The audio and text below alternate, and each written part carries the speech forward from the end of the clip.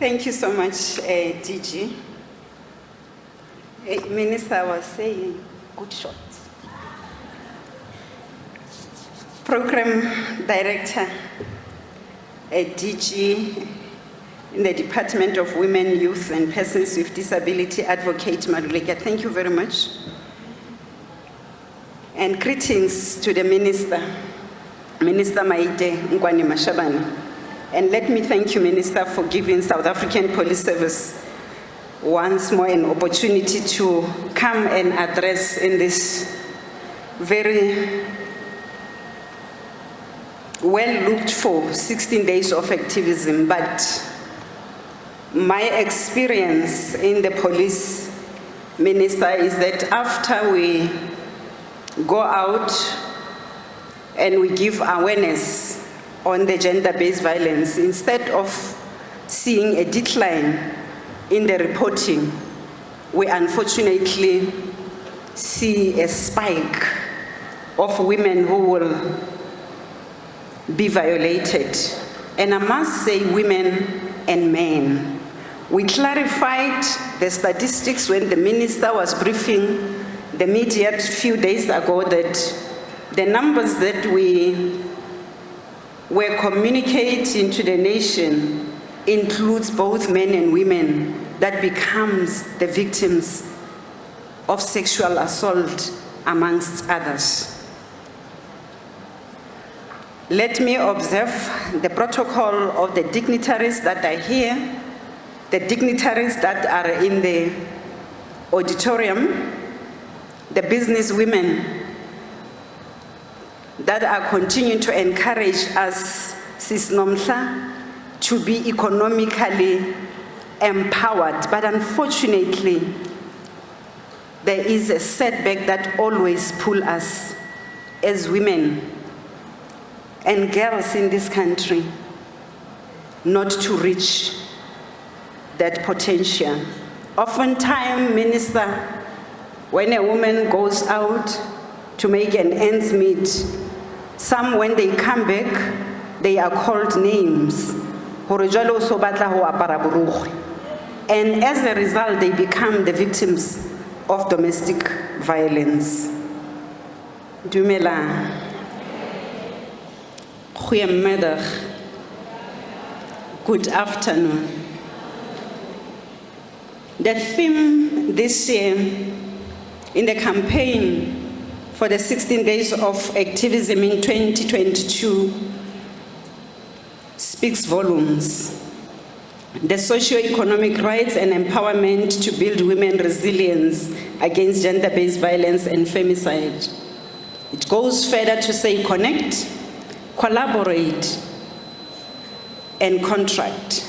Dr. Mulapo, we appreciate those that always reach out to the police to assist, to empower, to encourage, and to make them realize the importance of being the police officers.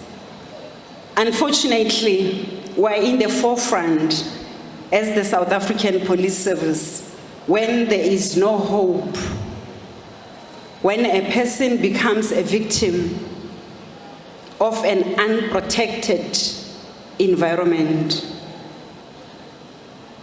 In our nature, we are made to combat, to prevent, and to investigate. I always say, Minister, what you were saying earlier and yesterday, that why will women continue to become victims when for many years we've been going out to educate, to empower, to encourage people not to commit crime. Unfortunately, when the police come, I know this is the department that is most of the time not liked, because we are the face of the whole value chain in the criminal justice system value chain. Unfortunately, the time that we come, it's after the fact, because it is after the abuse has happened. It's after the person has already suffered the trauma that, in my experience, it is very hard to go away. It's very difficult when you became a victim that you will come and say, this scam must just vanish and go away. It lives with you for the rest of your life. It is our appeal that do not violate the woman, because it is another death that is registered in that particular person, becomes hopeless after that happened. And to my fellow colleagues, Minister, we do have, I think, at least 8 provinces are here in the police to join and to come and hear the support that we will be getting in order for us to be able to discharge our duties. Distinguished guests, as we bring spotlight on violence perpetuated against women and children, we would like to implore to all of you to continue to work together, to continue to work with us, to continue to support the families. I wanted to share 1 or 2 stories that I personally became involved as I was growing up in this organization, where a 15-month-old baby was repeatedly raped by her own father. When the mother wakes up in the morning to go and work, initially a domestic worker, I investigated the case. Every morning, we know that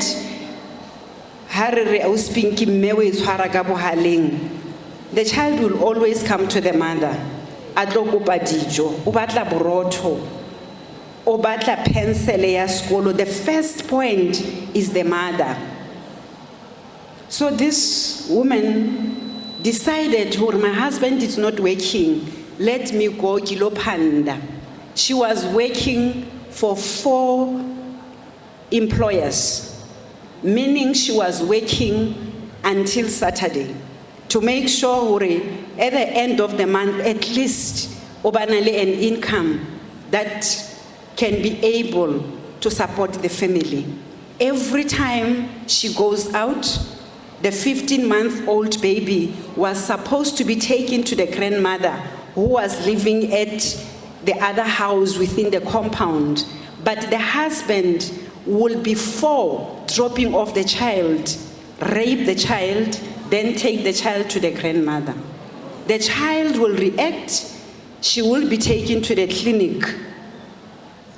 And few days after, it will happen again. And the poor woman will again take the child to the clinic. I think only after a repeated incident, the clinic said, but what is happening here? The reaction will have a diarrhea. And in the diarrhea, when she passes, they will see the traces of blood. Then they decided to investigate further. When they established what happens, I was called from my office. Without telling the mother, they called that you must be here in the next 5 minutes. The area was quite distant, but you know when the police put on the blue lights that you do not like, at times we have to do that. That child couldn't sit, couldn't crawl. She was broken. When she got to the hospital, she was supported both legs. When we go to court to fast track my story, I was accused of being a friend to the mother.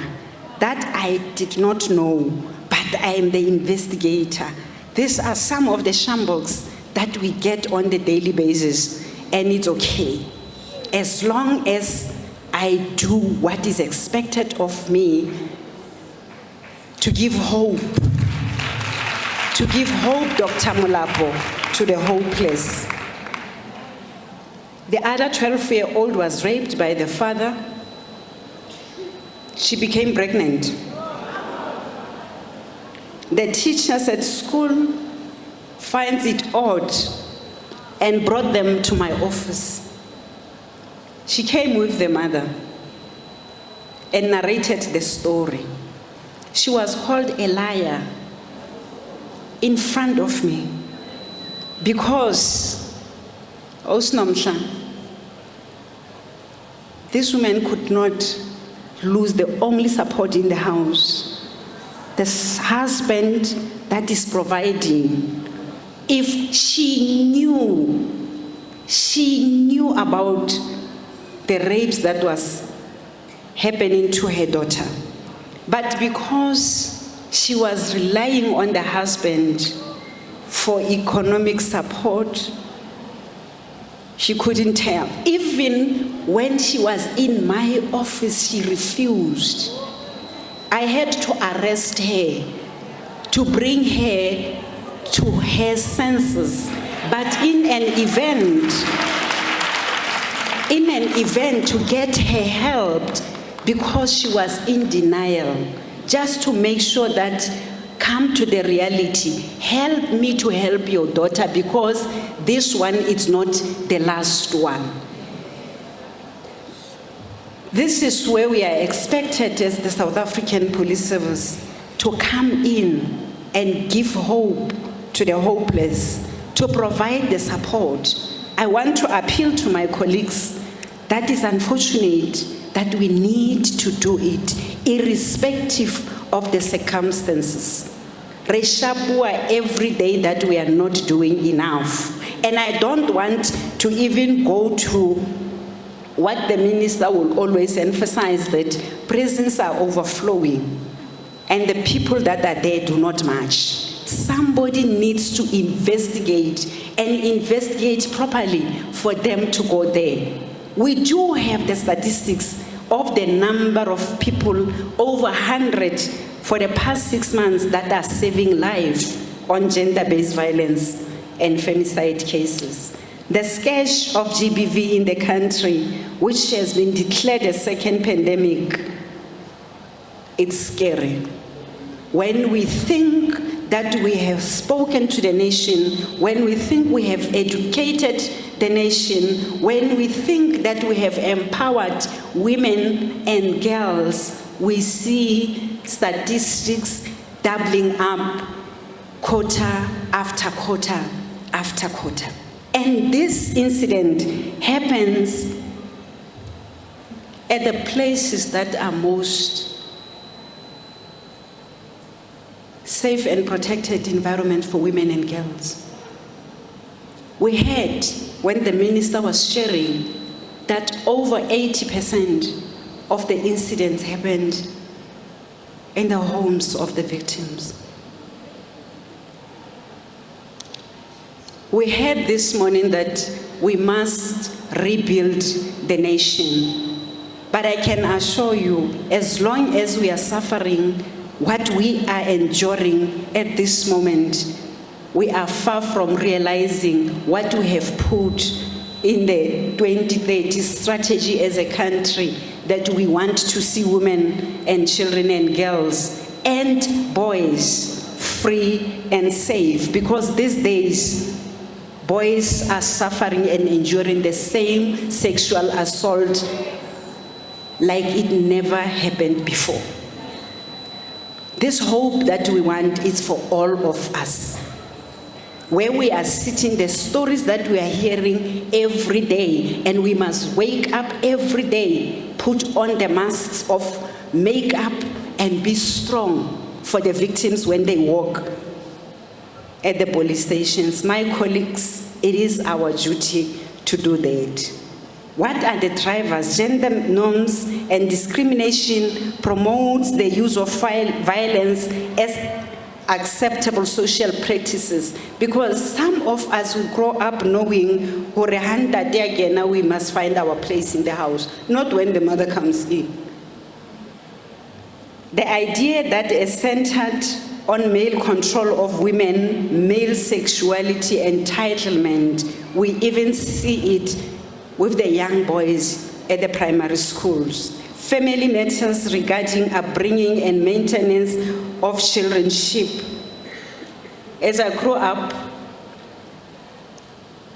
my siblings, 5 of them were boys. So my parents tried every time to get another girl, and the boy will come. So I was expected to cook porridge for my siblings every morning before I go to school, to clean the kitchen, to ensure the surrounding is clean and our bedroom is clean, and theirs. Come back and wash the dishes. And I can't do it because I'm the only girl. Until one of the aunts said, but no, it's all of us responsibility. One of my brothers can cook more than I can do because my father's mindset was changed to say, let me teach all of them. I have only one boy. He knows that in a week, 4 days of the week, it's him who is preparing the dinner for us. The current challenges that contribute to a high increase of incidents of violence against women and children and vulnerable groups can be attributed to issues that include the high rate of withdrawal of cases of domestic violence. I was sharing with the colleagues this morning that we ended up closing or taking away the much needed DNA collection boxes from the clinics that we were saying. At times, victims will just go to the clinic, let them be there so that when they arrive, they can be assisted.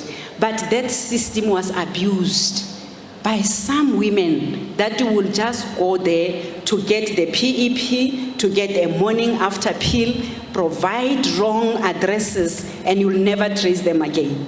So we are sitting with collection kits. Today we are talking about DNA backlog. Some of these we don't know the people who were examined and this taken from them because the contact details that they have left, they could not be traced. DNA backlog is one of the bone of contention when it comes to the issues of solving the gender-based violence and sexual assault. It is but one of the collaborative evidence that is extremely important, but it is but one. There are other evidence and collaborative statements that we require to prove the case. But it is extremely important to report sexual assault as quickly and as soon as possible so that we can get that evidence that we collaborate. On instances where some of the clever people, when they perpetrate, they make sure that they don't leave the trace. We must still solve that case. Hence, I'm saying it is but one of the contributors to collaborate the evidence. However, we do require that because it seals everything. You cannot deny a DNA. And I must say, with the backlog that we are having, we are nearly less than 70% to conclude it. We have only 2 months left that we have committed to our nation that we shall, by the end of January, dealt with the backlog. And I want to reiterate here today that it is possible, it is going to be done, and we are committed that we are going to do it. The Divisional Commissioner of Detectives and Forensics is amongst us. And I'm saying this because I know that's the commitment that she has put, and she is not going on leave with the whole biology team until the backlog is addressed. They haven't been on leave since March because this cannot go on. We are not intending to have another backlog, so they are here, they are going to work throughout. When others subsides, they will make sure that they are locked behind those machines to make sure that the backlog is addressed. I'm not going to repeat the statistics. The colleagues that came before me did share that, but I want to share with you what we're doing with our family violence, child protection and sexual offences unit colleagues with the desks that we have established at different police stations. Demand to see that desk. It may not be a desk, because I said to my colleagues, if you see a desk, immediately when you walk towards that desk, you are already wearing or hanging that this one is a victim of domestic violence, perhaps a rape. So people that are sitting there already see that this one is a domestic violence victim or is a victim of sexual assault or whatever. That desk needs to exist in a form of an individual that should come and give that hope, that should come and intervene, that should come and refer you to the victim-friendly space where you should be assisted as the victims.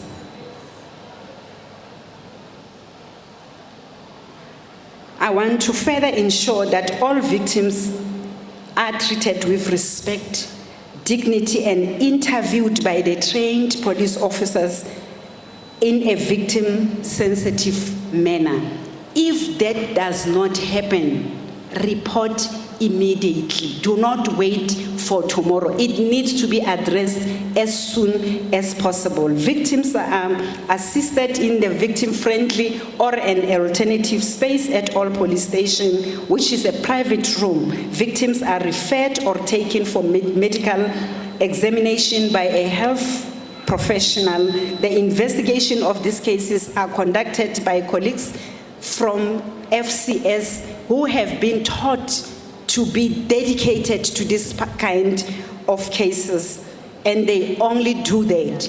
All related cases are in the FCS space.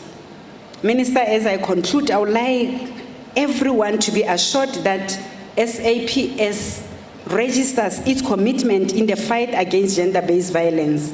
Although I am speaking as a police officer, I am also